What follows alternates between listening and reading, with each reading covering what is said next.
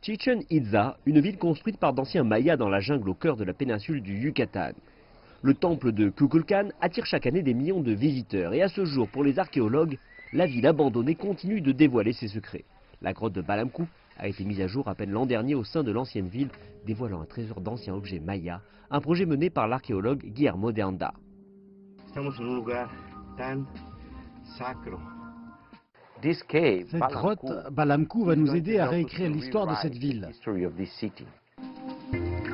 L'équipe a trouvé des brûleurs d'encens, des porteurs d'eau et des pots, de même que des preuves de cérémonies religieuses. Nous avons trouvé 7 offrandes. Toutes sont dans un très bon état de conservation. Et l'on dirait que cela a été déposé hier par l'ancienne civilisation maya. Des études préliminaires indiquent que ces découvertes sont le signe d'une période de sécheresse dans la ville.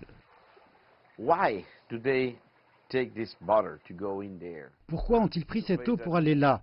Dans ce lieu où les mortels, les gens à la surface, ne la verraient pas, ce qu'ils faisaient était pour capter l'attention du dieu de l'eau, nous le pensons, afin de faire venir la pluie.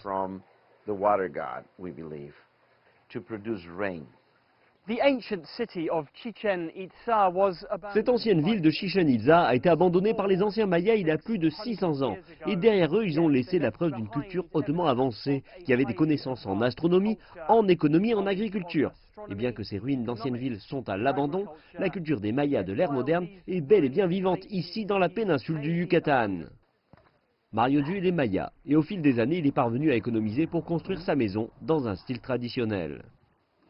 Je suis fier d'être Maya, je veux que ma culture survive. C'est pour cela que nous faisons cela. Nous avons appris ces techniques de ma grand-mère qui les a apprises des siennes. Puis les traditions ont été transmises génération après génération. Alors que les archéologues continuent à découvrir les secrets laissés par d'anciennes civilisations, ils cherchent les racines d'une culture qui continue de vivre au XXIe siècle.